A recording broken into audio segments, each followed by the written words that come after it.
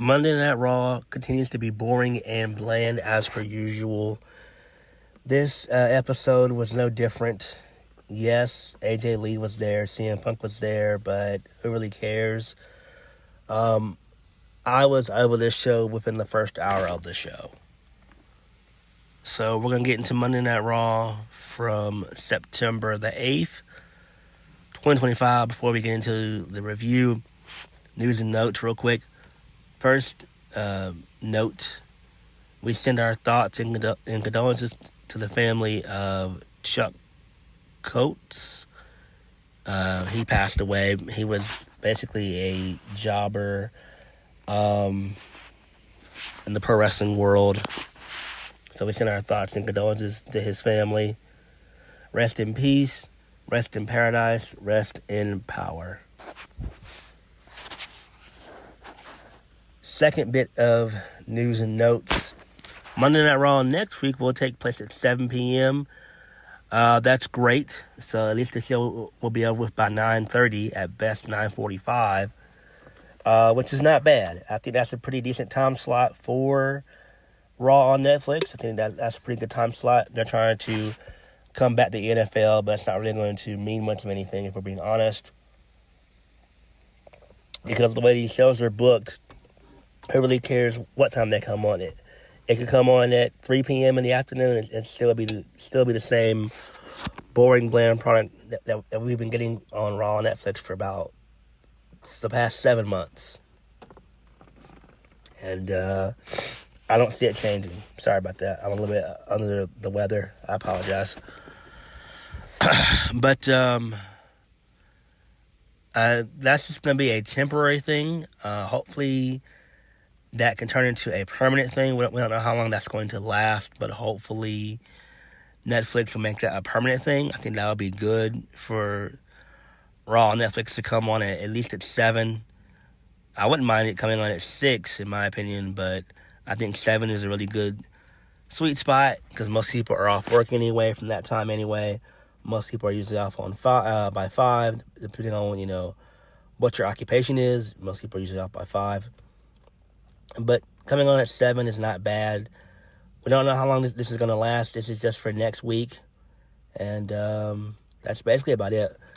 And the last bit of news, but I'm going to go ahead and talk about it here instead of waiting.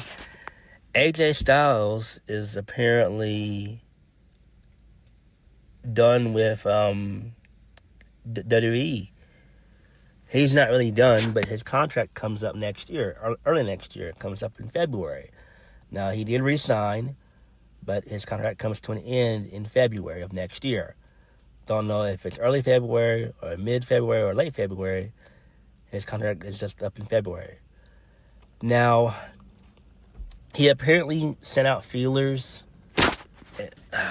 I'm hoping that if this is true and AJ does decide to leave and go elsewhere, he needs to go to TNA. I do not care about him going to AEW. If he goes to AEW, it will be a waste of his time. AJ being with the Young Bucks or the Good Brothers, if they come in, I don't want that for AJ. I want AJ to be on his own, to be a singles guy. AJ can still be a top guy in TNA if he were to go there. So hopefully he does go there, and that would be great. But apparently AJ Styles is looking to greener pastures after February of next year. So we don't know. We have to wait and see and play that by ear. But he did send out some feelers. So there's that. All right, let's go ahead and get into the review. So we kick the show off with the Usos. They get a massive reaction. So basically, Jay says the vision with Seth Rollins and the Brownies, they messed up. So Braun Breaker, Braun, they come out. Braun Breaker and Bronson Reed, they come out. They basically just say that they're running Monday Night Raw, that being the Vision. The dogs are out. They're going to avenge what happened to Paul Heyman. So basically, Bronson Reed tells Jimmy Uso to listen to him, saying that he wasn't a part of Seth Rollins' vision on SmackDown. Now he's here on Raw. So Jimmy tells them to be quiet about Roman Reigns, about the OTC. He makes fun of them for being J&J Security. He calls them PB&J Security, which is kind of funny. Not really, though. So basically, the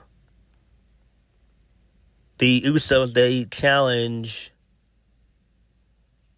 Braun Breaker and Bronson Reed to a tag match at Wrestlepalooza, which is fine, I guess, if you really care about that.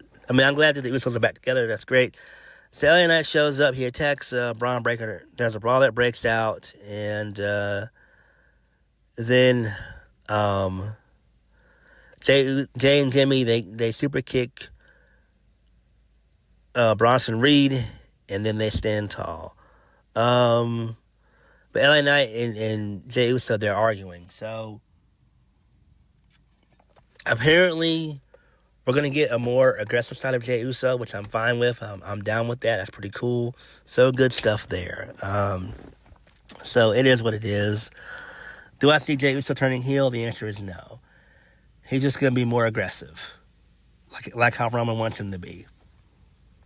So, there's that. All right, moving on.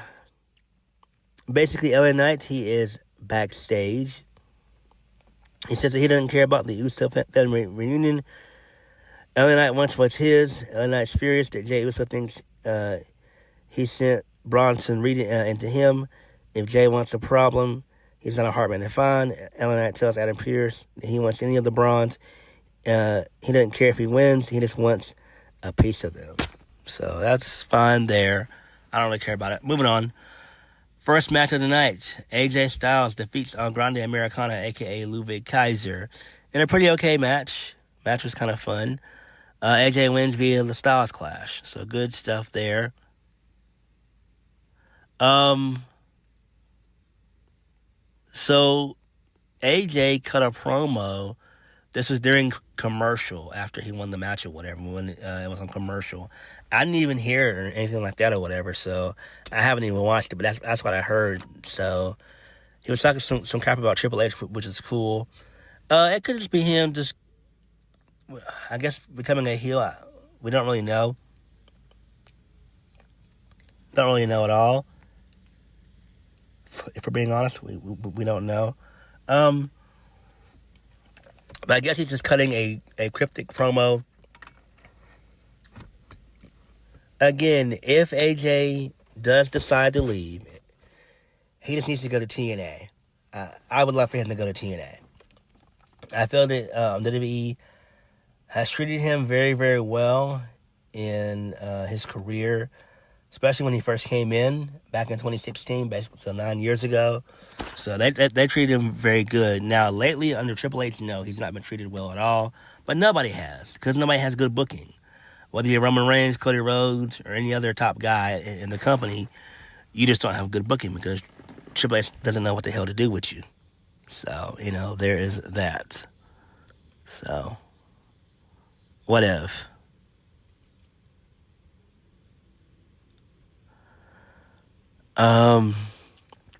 Moving on. So, Adam Pearce, he's talking to EO Sky. He tells EO that Stephanie Vaquer couldn't make it to Raw, so he canceled the contract signing. So Nikki shows up, Nikki Bella, that is. And she asks about Stephanie Vaquer. Adam Pearce says that he doesn't see why she won't be at Wrestlepalooza. And then Nikki talked to EO Sky, and so the Kabuki Warriors, they show up. So Asuka, she dismisses Nikki Bella. Nikki says she doesn't have to like her, but she will respect her. Asuka laughs and suggested she'll beat the respect out of Nikki. And then Nikki agrees. And then EO looks worried. And then Kairi Sane starts to apologize. to Io, but Asuka, calls for her to come after her. So that's fine. We're still doing this Japanese drama, which is okay, I guess. Obviously, clearly, Asuka and Kyrie are going to turn on Io for sure. It's a given, but we just don't know when. So, there is that. Moving on, let's lead us into Raquel Rodriguez defeating Lyra Valkyria. Damn, how the mighty have fallen. Oof. So, basically, Roxanne Perez causes the distraction. This allows for Raquel Rodriguez to hit the Tejana Bomb for the 1-2-3, and that was it. Doesn't really matter about this. Who cares? Who gives a shit? It's just a waste of time. I don't know what to do with Lyra going forward. I have no idea. Moving on. So Penta, he's talking with the War Raiders for a brief moment. Then he bumps into Adam Pearce. Penta asks Adam Pearce why didn't he love him. Pearce says he's super impressed by Penta. Penta wants a title shot against Seth Rollins. Penta will be the champion. Rusev shows up. So he says that Adam Pearce isn't following the plan. Rusev returns. Rusev beats Sheamus. Adam Pearce is wasting his time with clowns. Penta gets in Rusev's face. Adam Pearce tells him to prove it in the ring, and then Pearce makes the match official for the night. So that's cool there. All right, moving on. So, AJ Styles, he's backstage. He tells Dragon Lee that he appreciates him for having his back. So, Jimmy Uso, he shows up. He greets them. Jimmy finds Jey and get ready to leave. Jey asks where he's going. Jimmy asks Jey where he's going.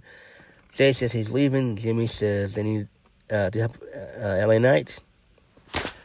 And Jey says he's done with LA Knight. He tried to get him. What about him? What about them? Helping LA Knight won't get them the Wrestlepalooza or get them the World Heavyweight Championship back. Jey Uso says they need to acknowledge them or they'll smash all of them. Jimmy says Jey's not sounding like himself. He's sounding a lot like Roman Reigns. Jey says he's sounding like himself. He's sounding like himself. Might not be worth it. And then Jey bounces out. So that's cool. I do like this. Again, this just shows that Jey has more of an edge to him, and I do like that. Really good shit there. Moving on. AJ Lee shows up, gets a really good reaction. She just talks about, her mental health and what she's been doing for the past 10 years. She said that maybe years prior, her and Becky Lynch would have been friends and everything else. They're both New York best-selling time offers. So Becky comes out and she just has some words with AJ Lee and everything. She says that she's the greatest female wrestler of all time. And then they continue to go back and forth, basically. So, Becky says that she had to bathe in bleach after touching her greasy husband, that being CM Punk. Then Becky says, what kind of man hides behind his wife? AJ Lee didn't need to stick her neck into their vision. So Seth Rollins comes out. Seth says that he'll handle it. So basically, Rollins just wants AJ Lee to give the Intercontinental Championship back to Becky Lynch. So Rollins gets in the face of AJ Lee. And AJ Lee gets in his face for a brief moment. So Rollins gets pissed and says that he wants her to listen. The title doesn't belong to AJ. It belongs to Becky. So CM Punk shows up. He attacks Rollins. He goes for the GTS, but Rollins gets out of dodge. And then Seth Rollins then just challenges. He accepts the challenge thrown down by AJ Lee and CM Punk. at Wrestlepalooza. So this is fine. I mean, do I give a shit about it? No. I'm glad that AJ is back. Again, this was a little bit too long for my liking. This should have lasted about 10 minutes. This went on a good probably 15 to 20 minutes. But who really cares in the grand scheme of things, if we're being honest? Moving on from that, this leads us into Penta versus... No, this leads us into Bayley, which is really good. She's still doing the split personalities. So she feels bad about having to hurt Laura Valkyria. Bayley goes back and forth between the hugger and rub model role. Bayley struggles with the voices before saying she'll make it right. So I do like that. Really good shit there. Moving on. So Rusev defeats Penta with the help of the New Day and Grayson Waller, which is lame as fuck. Rusev wins via the Moxka kick out of midair for the 1-2-3. Really good finish. I do like that. Poor Penta, how the mighty have fallen. I'm like, damn, like it sucks ass to be Penta. Like he had a really good first part of the year. He was really hot in January. Crowd was into him January, February, and March, and then all of a sudden, before Mania, really, he just crashed and burned, and it's just like, dude, Triple H, what the fuck are you doing? Like, this guy's massively over. But I don't know, man. Moving on. So it seems like Penta is going to be having a feud with the New Day, which is lame. I don't like that. Moving on. So LA Knight, he's backstage. He's getting ready for his match when Jimmy Uso walks in. Jimmy wants to confront that tonight was an accident. LA Knight says that he accidentally hit Jay because he didn't move.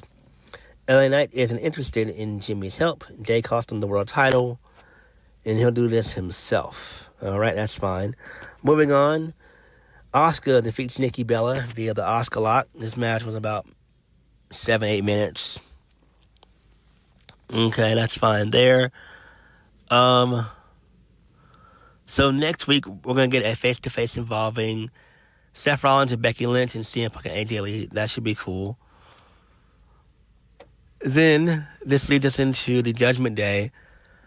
They have a segment. So Finn Balor says that he thought that Dom was gone. Talking to El Grande Americana, Finn Balor says they're in the dark with El Grande Americana. They want to know what they're getting into. Dom says that he was just trying to help. It's a Lucha's thing. Maybe because he didn't need the help if they hadn't been banned last week. And then Roxanne Perez says that she'll go talk to Dom. Yeah, do I care about this shit? No, I don't. Moving on, this leads us into Nikki Bella. She's furious backstage. So Asuka says that that's exactly what happened to Stephanie Vaquer. Nikki gets into Asuka's face and she shoves Asuka. So Rhea shows up. She gets a massive reaction. Rhea asks if there's a problem. Asuka says she's the top woman and she's the top female in WWE. Rhea says it's Io Sky going for the Women's World Championship. Asuka shakes that off and walks off. Kairi Sane looks nervous. And then Asuka again angrily calls after Kairi. So that's fine. Do I care about this? No, I really don't. Main event of the evening. I didn't even watch this. I fell asleep, and I'm not even going to hold you up. Bronson Reed wins. He wins via the tsunami. No, the jagged edge for the 1-2-3. So there's that.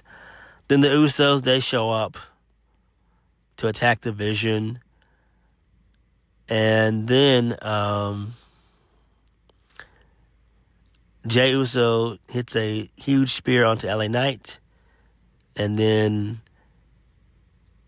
Jey angrily looks at Jimmy, and then the show ends. So that's fine there, I guess. What does this mean? Nothing, because Jey is going to show just a more aggressive side to him, which is fine. He's going to have more fire to him. This makes good sense, in my opinion. So we could see Jey finally revert back to his main event Jey Uso character, which is kind of cool. So good stuff there. All in all, Raw was boring as per usual, but it is what it is. Nothing can be done. I did like the AJ Lee stuff, but it was a little bit too long. Everything else on the show was okay. But what did you guys think about that Raw? Like, comment, subscribe. Peace.